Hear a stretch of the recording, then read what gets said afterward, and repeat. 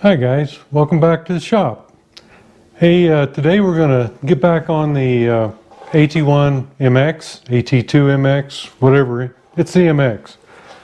I'm going to test fit the fender on the back, and then I'm going to pull the springs out of the shocks, and then we're going to get the full travel of the suspension to see if we're going to have any interference from the fender. If so, then we're going to have to extend the fender or remount it another way or something. We'll look at it then. I'm pretty sure I'm going to need some clearance, but we won't know until we actually do this. If you remember, this is the one that we added 1.5 inches to the swing arm, and that actually laid the springs a little bit further forward. We didn't change anything here. But these are longer shocks. I think the original ones were 12-inch, and these are adjustable, but I believe I've got them set at 13.5. So let me get going on that, and I'm going to take you along on the ride.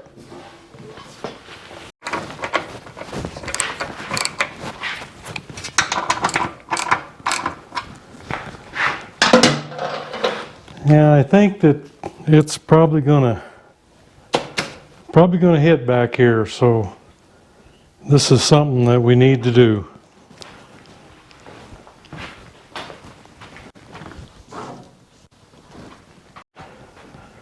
Well, I think maybe we're gonna luck out. I've got the shock down all the way. It's all the way against the stop there. And I've still got about 1 inch clearance here.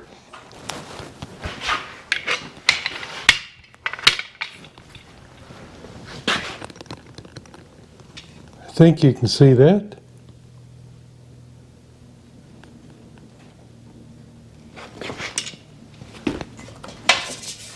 And this was where I was going to be more concerned about right there at the end, but I think we're all right. Amazing.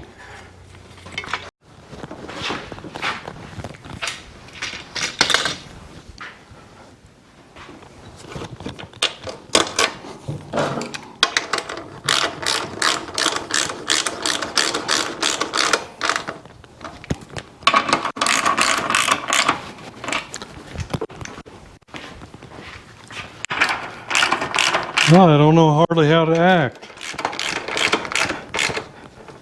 I don't have to cut and grind and machine anything for that anyhow. So I guess we're looking okay for that. I sure wouldn't have thought it, but it does give me just about 1 inch clearance there. So I guess we're on to the next item. So we'll get the flap on here. Everything, that all ought to fit okay.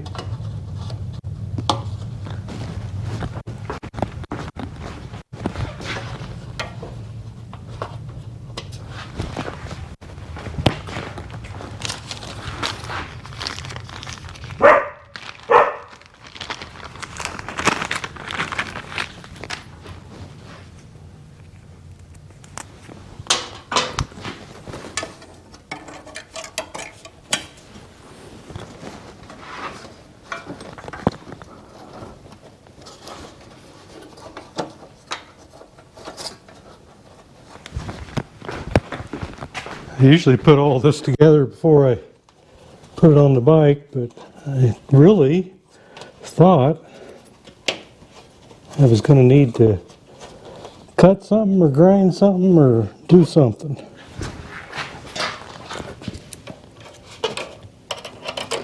I'm just not used to being treated that well from aftermarket parts, or in this case the OEM stuff. I usually have to do something to everything I do.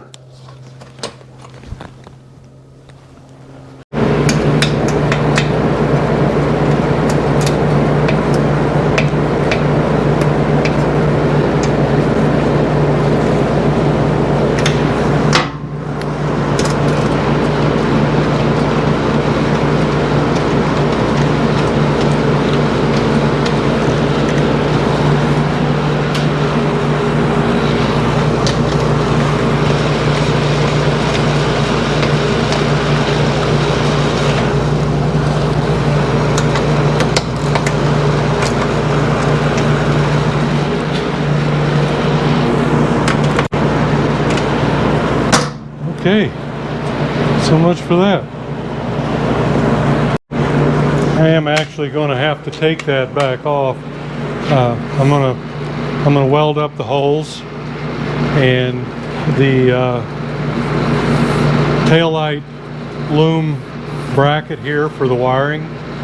I'm going to remove the spot welds off that, remove that. So there will be some a little bit of body work to do after I do that. And you can tell here that the seat is going to need some work too. It's kind of crooked. It's setting off at an angle over here. That's because the bracket is broken. You can see here that it's split right there. So all this is going to have to be reworked before I put a cover on it. I don't know, I think the pad's in pretty good shape, but that's something we've got to do yet. And I was kind of hoping to get a new front fender, one more like the original.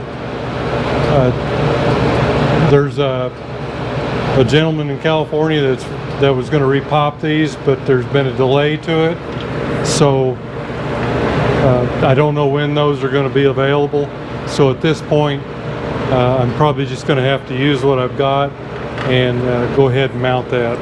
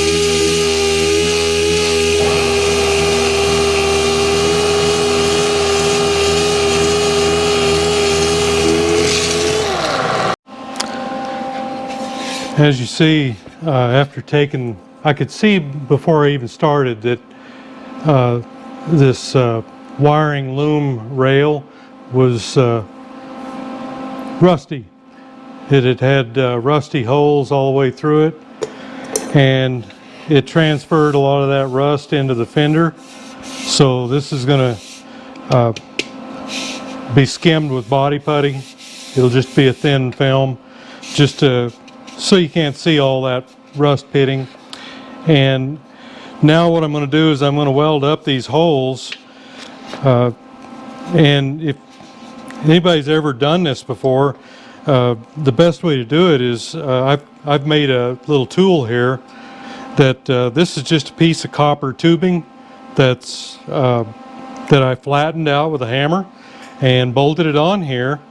And what I can do is I can stick this underneath here where the hole is, and the weld won't stick to the copper. It'll just stick to the steel. So I can start around the outside of this, and pretty soon I've got it completely filled up.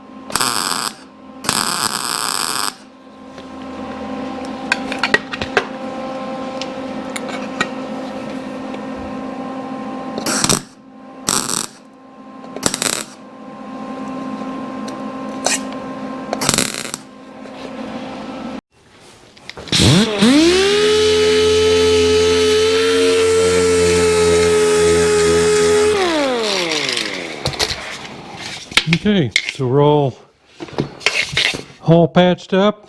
Got a few little pits there. They're sealed all the way through, but this will just get a skim of body filler. And I've got a little bit up here that it's almost went through right there. Actually it did. Sure is. There's a hole there. So I guess I'm going to have to patch that one, put a little weld in it, and the rest of this I'll probably just put some Pour 15 on, and then give it a skim of body putty and go from there.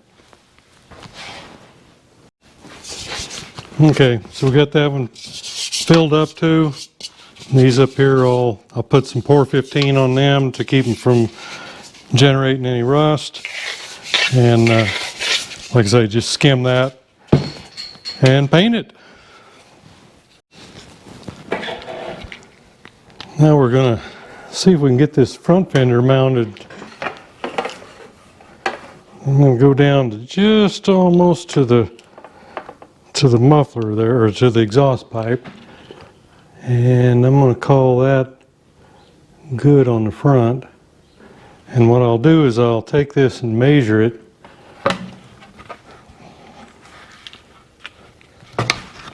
Measure the two distances here so I can get it centered. That's just my linear line. Now we've got it pretty well located here, I believe. I can go from this side and then turn it on this side. And we're just about there. So now we'll drill it.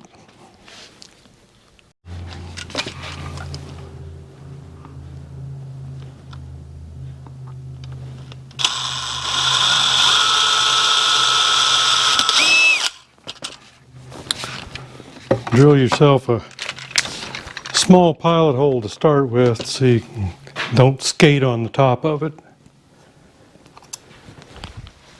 And I'll just drill this up to 1/4 inch. That way it'll 10 millimeter will go into it, or I can use a 1/4, either one.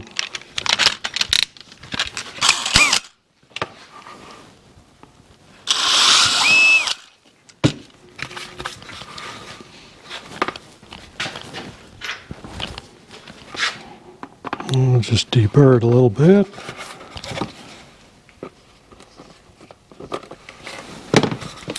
And then we'll go mark the back one. And what I'll do here is I'm just using some faucet washers from the hardware store to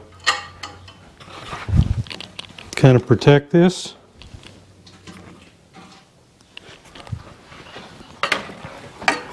Putting one here on the bracket and one underneath it, and I will put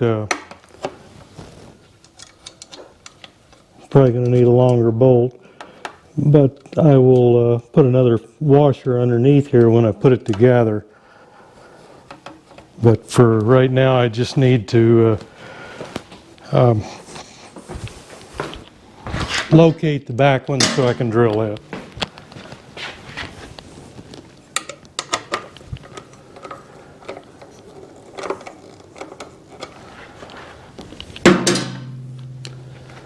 And the main thing that you want to do on a front fender is you want to make sure that it's centered for you more so on the as the rider than anything else, because that is going to bug you all the time if it's not straight.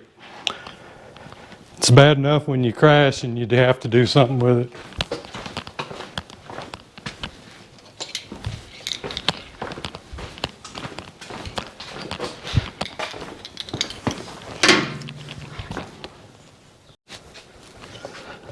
And all I had to do was mark this way where I needed it, and then just go back to my same dimension on the caliper. And it looks like it's going to be just about right. So we'll start that one with a small bit, then finish up with a 1/4 inch.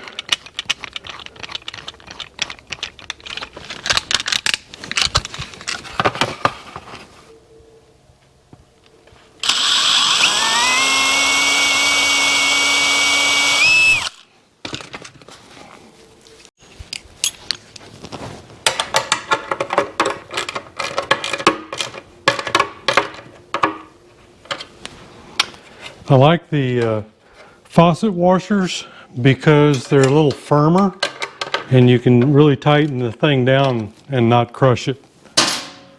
And of course we've got some lock washers on it too. But I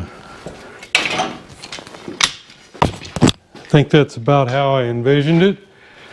The correct front fender is of course made of aluminum, and it's a little bit shorter.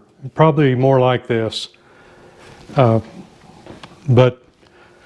right now the guy's run into problems on that, so hopefully one of these days he'll get them made and I can get one of them and it'll look even nicer.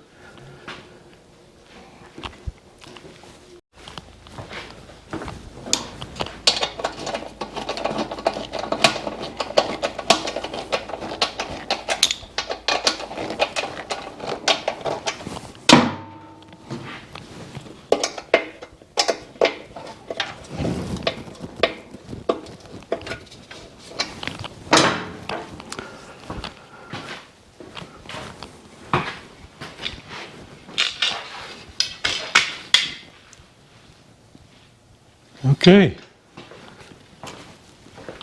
made a little headway. Got some body work to do, and I'll go ahead and do that when I get the tank ready. I've got a whole bunch of paint and body stuff coming up on all these bikes. I've been waiting on the weather to get better, and I've got paint ordered today, so that and some filler and other things that I'm kind of low on. So here probably next week I'll have everything that I need, hopefully, and I'm hoping that paint matches for the Suzuki. That's my biggest thing, is to try to get that to be reasonably close to the color it needs to be. So we'll see on that. All right, guys, that's kind of does it for today. None of it's real glamorous stuff that we've done today. but it's all stuff that has to be done in order to get to the end. And what I'm going to do now is go ahead and pop the engine out. It's just sitting here loose. I got to take the pipe off and just pull the bolts. They're not even tight to get the engine out. This is the one that I'm going to build for the for this MX, the 125. I'm also building a 175 complete engine for this frame. I want to build the 125 MX, but in reality, the 175 with milder porting and everything is probably more of what I will actually want to ride, since I'm not racing or anything anymore. But I still would like to build a 125 and be able to take it out on a fire road and just see what it'll do. And but as far as trail riding or whatever for myself, I'm going to use the 175. I'm just sure of it. You know, a little bit bigger is better. But anyhow, hey, thanks for going along on the ride, guys. Talk to you next video.